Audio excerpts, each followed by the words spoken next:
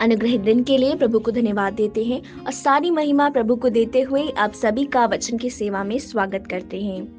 आज हम वचन के जिस भाग से मनन करने जा रहे हैं वह है रोमियो 8वें अध्याय के 18वें वाक्य से, जो इस प्रकार है।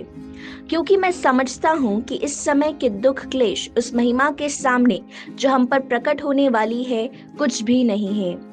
इस अनुग्रहित वचन से आज हम कठिनाइयों के बीच में आशा के विषय में मनन करेंगे।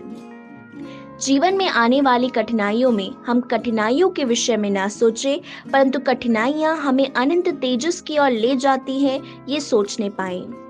कठिनाइयां और परेशानियां हमें परमेश्वर की संगति में और उसके तेजस में पहुंचने का एक मार्ग है। ये आशा हमें कठिनाइयों में धैर्य प्रदान करती है। इसी अध्याय के 17वें वाक्य में इस प्रकार लिखा है कि यदि हम संतान हैं तो वारिस भी, वरन परमेश्वर के वारिस और मसीह के संगी वारिस हैं, कि जब हम उसके साथ दुख उठाएं तो उसके साथ महिमा भी पाएं। यहाँ पर स्पष्ट रूप से लिखा है कि कठिनाइयां और प्रतिकूल अवस्थाएं हम हमारे जीवन से नहीं दूर कर सकते, और ये मसीही जीवन का एक महत्वपूर्ण भाग है। नो क्राउन विदाउट क्रॉस, अर्थात क्रूस के बिना मुकुट नहीं है। दूसरा कुरिन्थियों 4 अध्याय के 17वें वाक्य में इस प्रकार लिखा है, क्योंकि हमारा पल भर का हल्का सा क्लेश हमारे लिए बहुत ही महत्वपूर्ण और अनंत महिमा उत्पन्न करता जाता है। जिस प्रकार हम कहते हैं कि हर एक बात के लिए एक कारण होता है, उसी प्रकार हमारे जीवन की कठिनाइयां जो हम नहीं दूर कर सकते, वो महत्वपूर्ण और अनंत महिमा के धन को बढ़ाती है।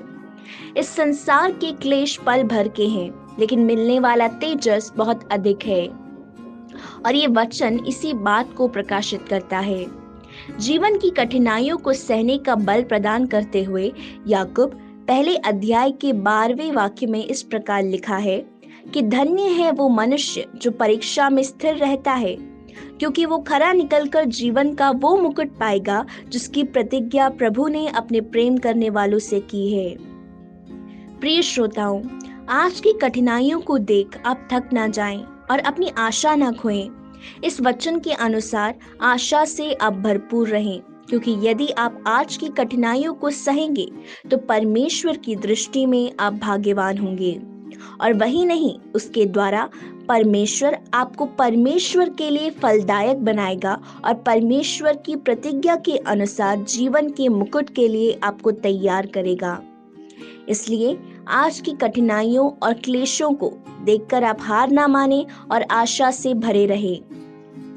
एक परमेश्वर के दास जो पवित्र शास्त्र को दूसरे लोगों को विश्वास योग्यता के साथ सिखाने वाले एक बाइबल टीचर थे, और उसी समय बड़े क्रूसेड में वचन का प्रचार करने का परमेश्वर का अभिषेक और बुलावट को पाए हुए एक दास भी थे। जब वो परमेश्वर के वचन के प्रचार के लिए एक दूसरे स्थान में गए, वहाँ के खान पान और मौसम की वजह से उन्हें एक बीमारी लग गई जो उन्हें मृत्यु की ओर ले जाने लगी। बड़ी आशा के साथ उनसे सुसमाचार सुनने आए अनेकों लोग उस मैदान में इकट्ठा होकर खड़े हो गए। सुसमाचार प्रचार करने की आशा के साथ आने के बावजूद वो ना कर पाने के कारण भी वो हारे नहीं। उस कठिनाई में भी उन्होंने इकट्ठे हुए लोगों से इस प्रकार कहा कि परमेश्वर को देखने के लिए तुम सब तैयार रहो। उनकी शारीरिक अवस्था बिगड़ने लगी। जब जीवन को अलविदा कहने का समय जैसे जैसे नजदीक आ रहा था, उस समय भी उन्होंने जिन बच्चों को पढ़ाया था उनकी याद आने के कारण अपनी डेथ बेड में इकट्ठा हुए लोगों से परमेश्वर के दास ने इस प्रकार कहा कि मेरे विद्यार्थियों को आप ये बताना कि हम आखिरी अध्याय की ओर आ चुके हैं। We have come to the last chapter। और इतना ही नहीं, उन्होंने अपनी पत्नी से आखिरी बार जो बोलना था वो भी उन्हें बताया, कि उन्हें बताना कि आई एम सो हैप्पी, मैं बहुत खुश हूँ।